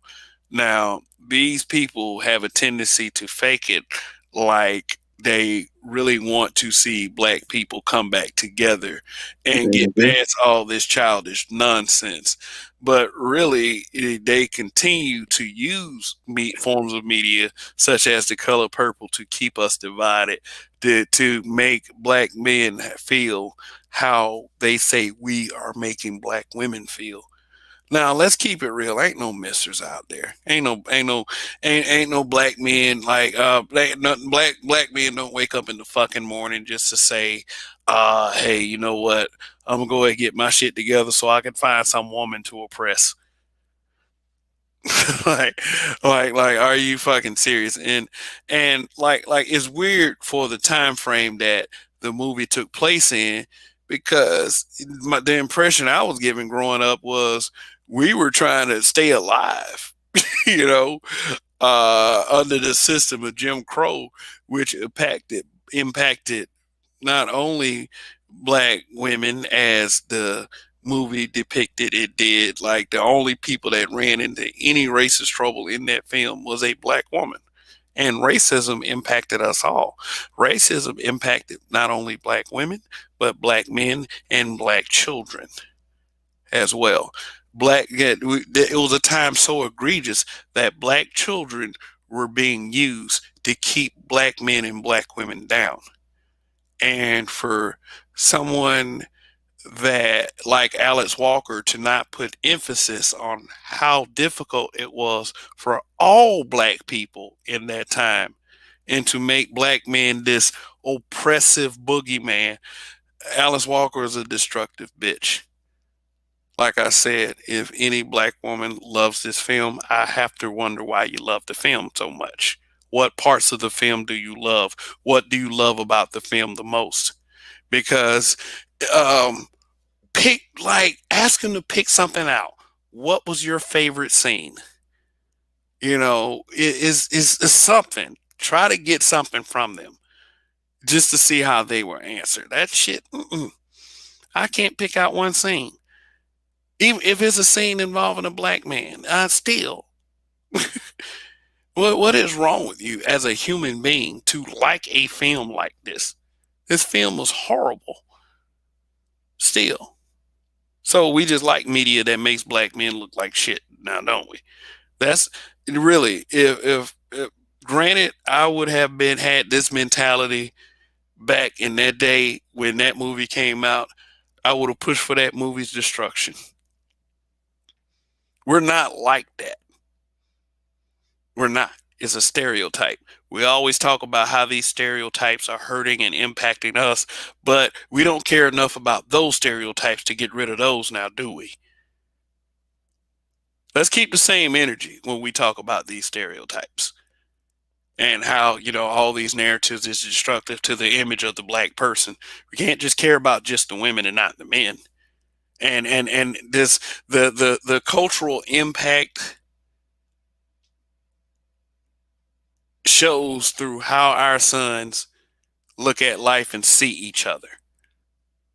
You know, there are more young black men who don't give a shit or have any kind of value in human life because we spend so much time not giving a fuck about them. Because one stinking horrible ass movie made us hate them. How gullible are we? So, do you have anything else, Donnie? Now, D. Scott, thank you for the super chat. Let me go ahead and let me read this super chat. Where do you have me? Because you know I have a tendency to talk and but I will highlight it. I can't find it. He said, in order to be the hero of your narrative, you got to be the victim. That absolves one of accountability and brings attention. True.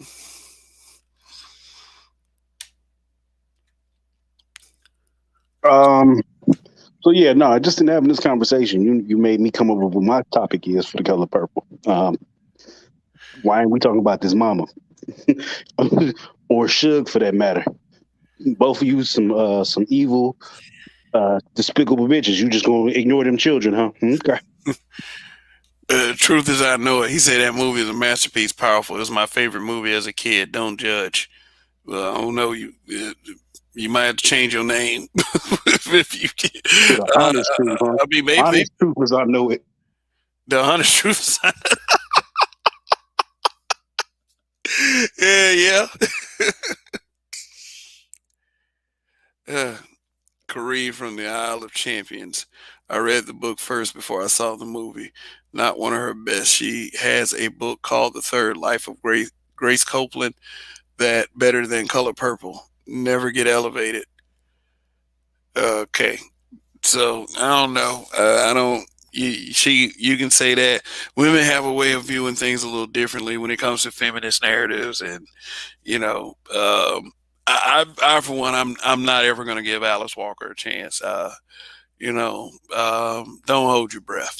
But what I'll do is, you know, since you frequent our space, I'll take your word for it. But I don't trust Alice Walker. D. Scott, he trolling. LOL. I know he is. Your favorite movie as a kid? Like, why not pick something like? I'd believe you more if you pick something like Die Hard or some shit like that. But yeah, that's pretty much it. You know, I mean, unless somebody wants to come up and you know continue this conversation. But Donnie, you have any last words? Nah, check me out. You ain't shit for watching. You know I ain't shit. You ain't shit for watching. All right, y'all have a good night. Thanks, Kev. Another wonderful show. Long live the habitual line steppers, bro. Yeah, long live. And be sure to check Donnie out on Wednesday.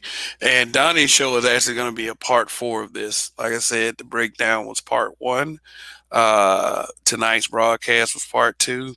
Rogers is part 3, and Donnie's will be part 4. Going to be quite interesting to see what both Roger and Donnie can come up with. But yeah, but anyway, that's it for me. Well, this is KF, of course. You already knew that, and on behalf of Donnie, I would like to say thank you once again for coming with me another Monday, and I look forward to seeing you guys again next Saturday.